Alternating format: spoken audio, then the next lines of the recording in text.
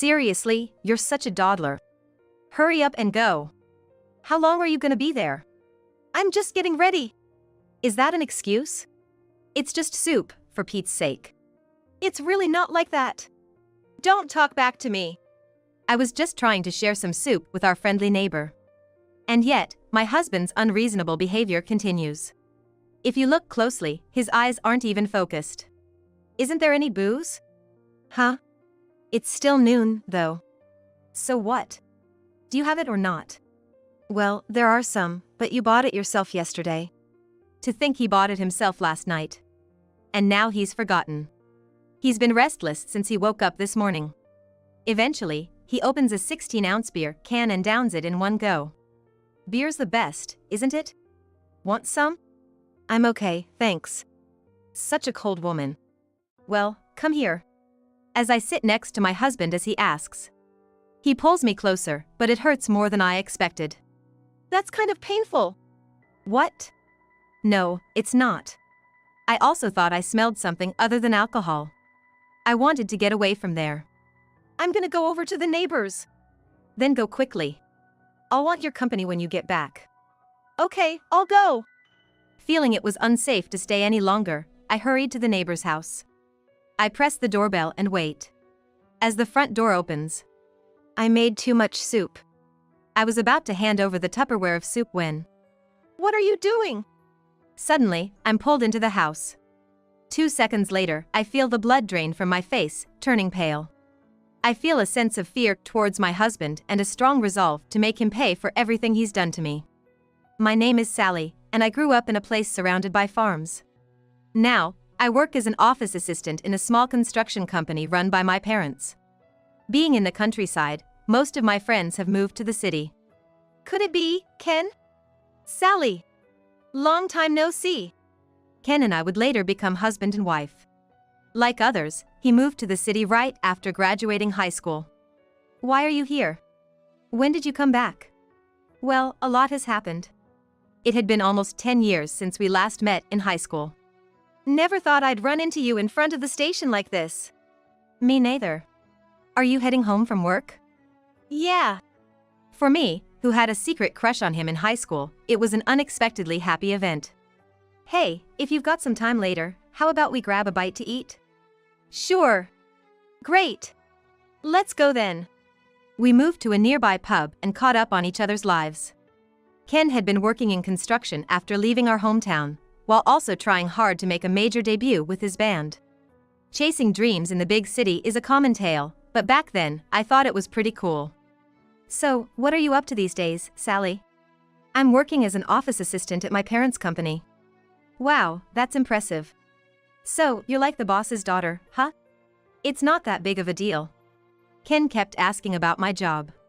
Maybe he was interested because he had done similar work before.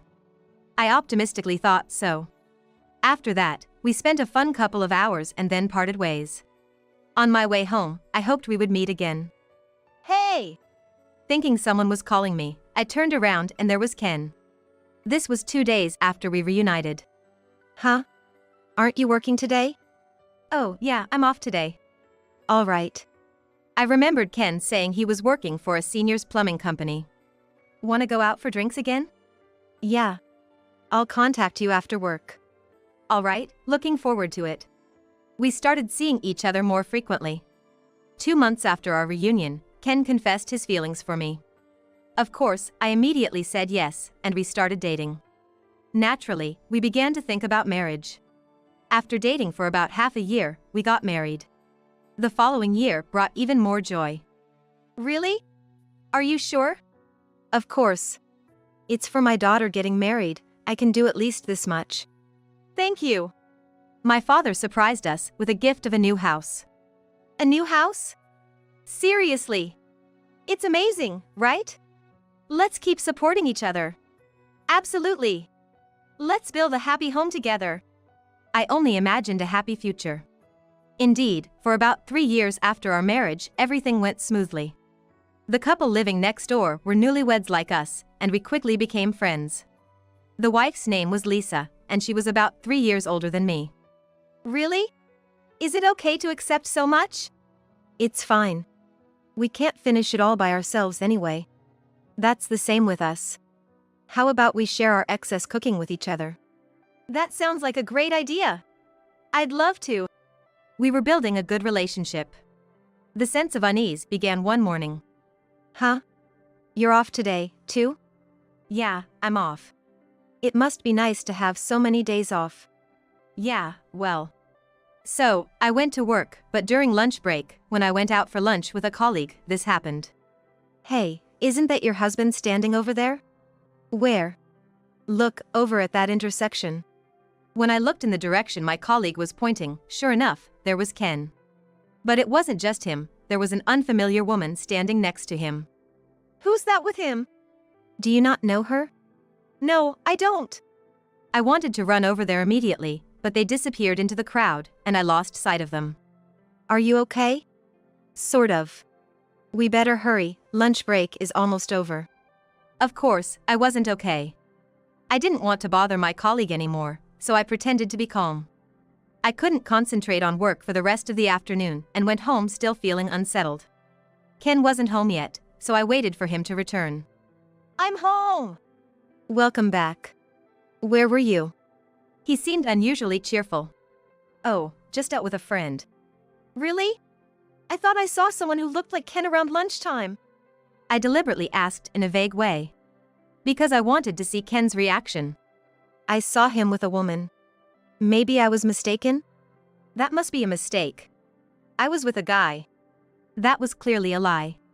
At that moment, I thought he must be cheating. Even though I knew it was a lie, having little experience in love, I didn't know what to do. Should I confront him more directly? I decided to discuss it with a colleague later. You definitely should tell him. It's you who's suffering. You're right. But how should I bring it up? I've been cheated on before, too. If you're firm about it, you can handle it. You just casually dropped a bombshell. Well, it's in the past. What happened to that person? He's my current husband. What? I was surprised, but her words somehow made me feel lighter. Trusting my colleague, I decided to talk to Ken about it that night. While waiting nervously for him to come home, I noticed a strong smell. What's this smell? It was a mix of several scents, like perfume and tobacco. What's up? Is something wrong? Don't you smell it? It's really strong. I don't really notice. If anything, it's a nice smell. I wondered what kind of senses he had. There were many things I was curious about, but I decided to ask about the other day first. If I missed this chance, I felt like I might never ask again. About the other day. The other day? You know, when you are seen with someone. What about it? You're not cheating, right? What? I told you I was with a guy that day. But that day, I was with a colleague. We saw you with a woman. Then Ken, who had been sitting on the sofa, stood up and approached me. Don't you believe my words? He said, grabbing my shoulder. His grip was so strong, I couldn't escape. Hey, let go! Then promise you'll never say such things again, okay? Okay, I promise. I had no choice but to comply when he said that. I had never felt such fear towards Ken before. And this was just the beginning. That night, for the first time since getting married, I spent the night on the sofa. I was too scared to be in the same room with him. When I woke up in the morning, Ken looked as if nothing had happened, fresh-faced. I didn't know how to address his change of demeanor. Why are you sleeping here? Did something happen? Huh? I thought it must be a joke. He seemed like he didn't remember anything. Why are you looking so shocked? Don't you remember what happened last night? Last night? Ken didn't seem like he was lying. Confused, I left the house in a daze. Then, my neighbor Lisa spoke to me. Sally? Good morning. You look a bit down, is everything okay? Just going through some stuff. I said with a forced smile. If you ever need to talk, I'm here for you. Thank you, I appreciate it. Lisa was kind, but I couldn't possibly tell her everything. I hadn't even sorted it out myself. I went to work as usual. Then, I heard some disturbing news from a colleague. Really? Is that true? I heard it from another colleague. In such a small town? Maybe that's why. Thought it wouldn't get out? According to my colleague, someone in our town was arrested for using drugs. Apparently brought in from overseas. Once you get involved with such things, your life can crumble easily. When I returned home from work, I told Ken about it. If you get involved with that stuff, it's over, right? Yeah, I guess. But to think there are such people in our small town. Right. Ken weakly smiled. That night, he went to bed earlier than usual. After about 3 days, I noticed a change in Ken. He seemed to revert back to his old self before we were married. How about we go out for dinner? It's been a while. Sure, but what's gotten into you? Well, we haven't been out much recently. A change would be nice, right? Yeah, let's go.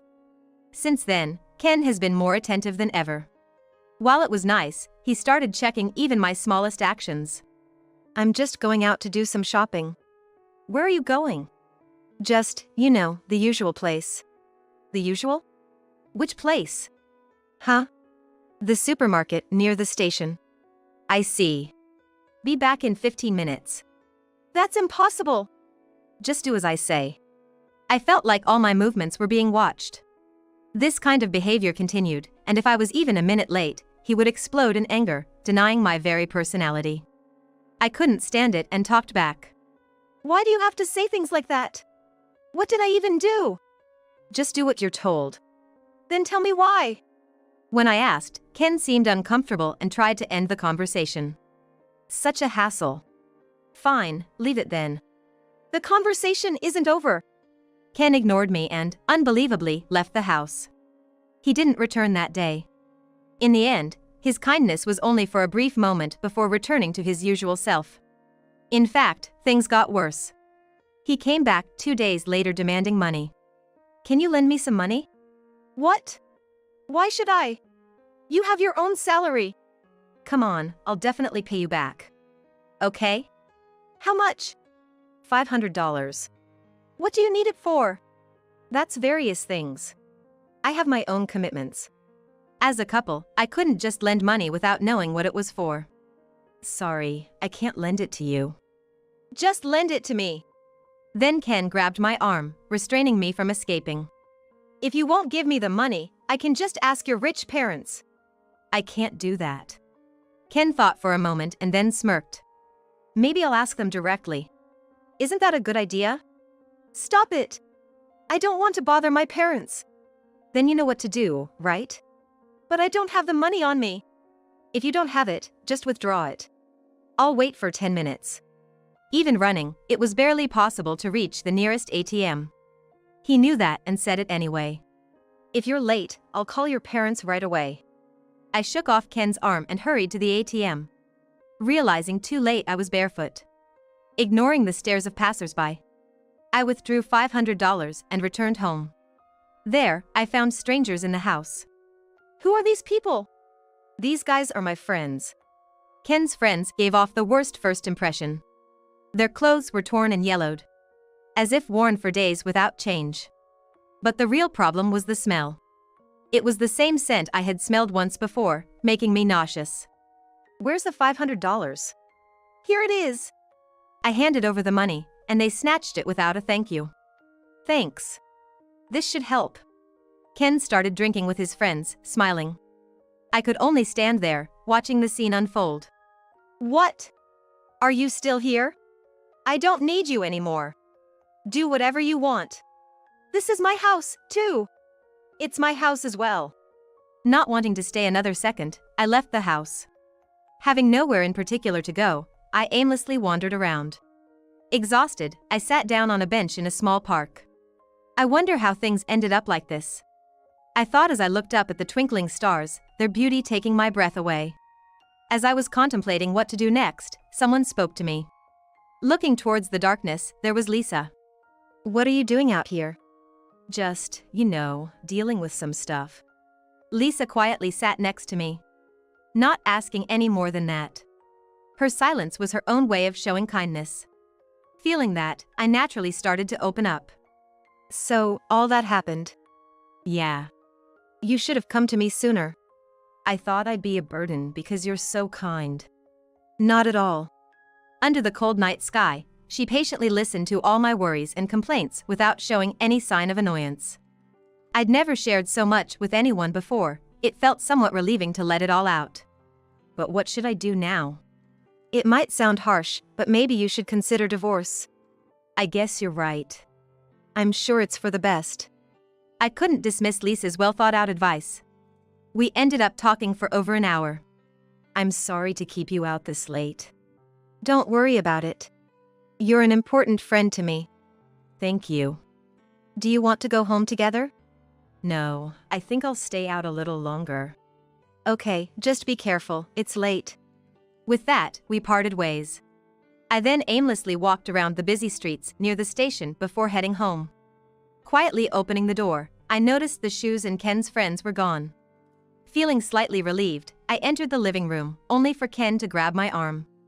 I lost my balance and hit my head on the corner of the table. Ouch! Touching my head, I felt something wet and sticky. Ken, unconcerned, was just smoking a cigarette. Was he trying to calm himself down? At that moment, I realized I could no longer expect anything from him. Alone, I went to the hospital, still pressing my head. Thank you. If you want, we can contact the police. No, it's okay. I'll handle this myself. All right, but just in case, take this. The doctor handed me a medical report. It could be useful in case of an emergency. The preparation was now underway. Going to the hospital is an overreaction. A lick would heal that. It's your fault this happened. You could have broken your fall. You're so clumsy. Don't you realize the gravity of what you've done? So annoying. Talking to you just irritates me. Is that why you'll hit me again? What? At that point, I had no more reservations about Ken. I started preparing for a divorce in earnest. There was hardly any love left for Ken. Just so you know, if something similar happens again, I have my plans. What's that supposed to mean? I don't need to tell you. Next time, it won't just be a small injury, you know? Ken raised his arm as if to hit me. But I stayed put, gathering all my courage. Running away would just repeat the cycle. Then, Ken lowered his arm and left the house without a word. My legs trembled slightly from relief. That was really scary. After that, Ken stopped coming home. It seems that sometimes he comes back home, but it always happens when I'm not there. It was on a day I left work early due to feeling unwell. When I got home, Ken was there, but his appearance left me speechless. What are you doing? Huh? What happened to you? What are you talking about? What do you mean? Have you looked in the mirror lately? Ken had lost so much weight, I barely recognized him. His cheeks were hollow, and there were dark circles under his eyes. It was clearly not normal. Then, something occurred to me to ask. Hey, what about your job? My job? Are you not going to work? I am going to work. It's none of your business.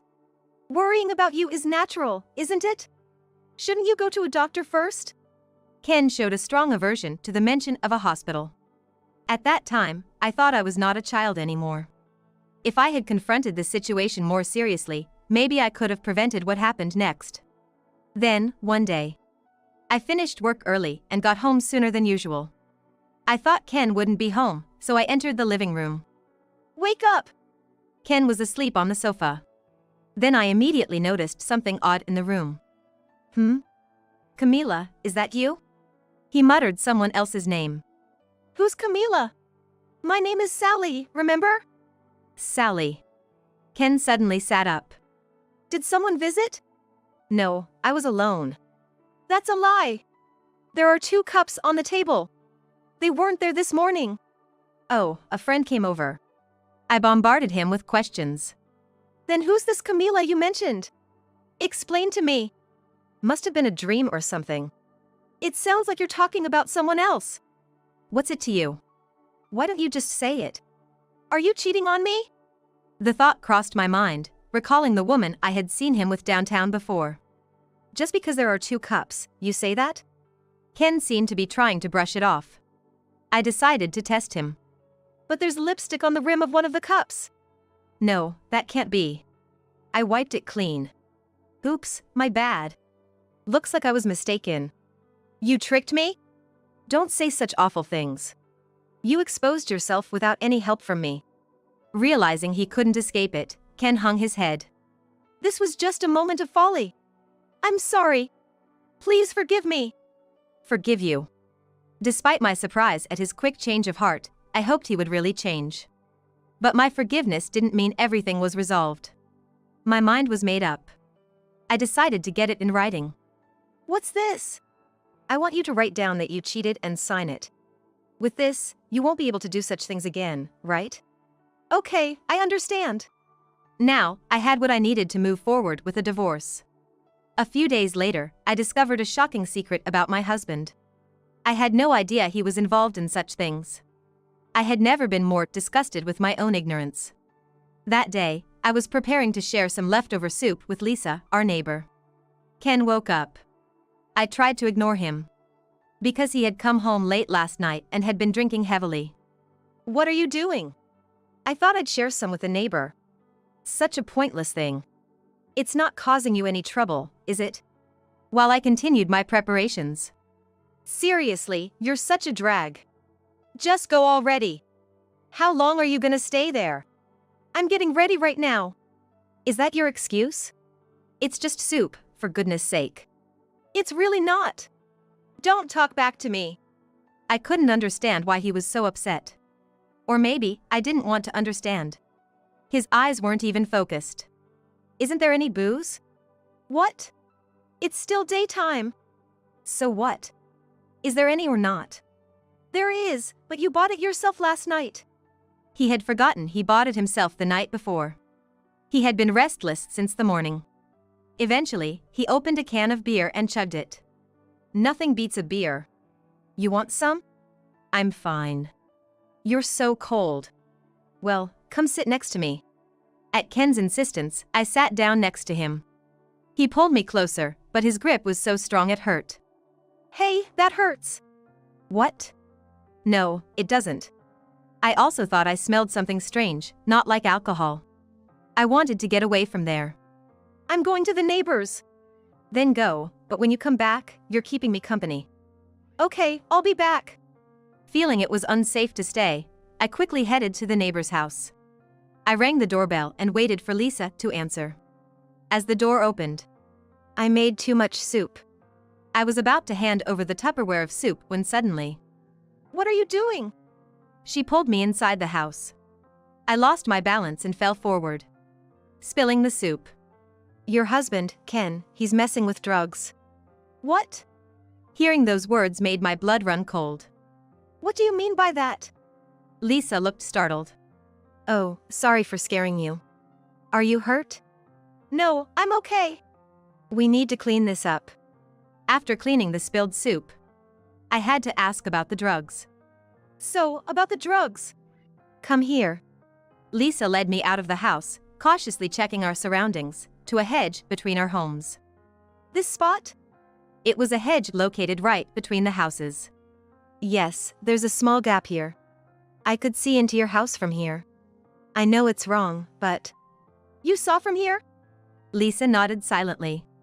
Indeed, you can see my living room from here. That's when it happened. Ken got up and went somewhere, returning quickly with something in his hand. Lisa, look. What? We peeked and saw him taking something like a pill. It was a decisive moment. I was too shocked to move or react. Then Lisa said, we should call the police. Yeah, you're right. I borrowed Lisa's smartphone to call the police. Soon after, the police arrived. They listened to our story and stormed into the house. Ken, confused by the sudden appearance of the police, tried to resist and escape, but he was outnumbered. Cut the crap. Let me go. Just calm down and cooperate. Shouts and commotion could be heard from inside the house. After a while, Ken was brought out in handcuffs, cursing at me. Did you do this? So what if I did? You're the one in the wrong for doing all this in secret. You're kidding me. I regretted ever trusting this man. It would be best if he were taken away quickly. Just take him away, please. He seemed quite agitated, likely due to the influence of drugs, and didn't fully grasp the situation he was in. I watched as he was put into the police car and taken to the station. Are you okay? Yes. Watching him being taken away made me feel strangely calm. What will you do now? I'm going to go through with the divorce, like you suggested before, Lisa. I have everything I need for it now. That's... You look so strong.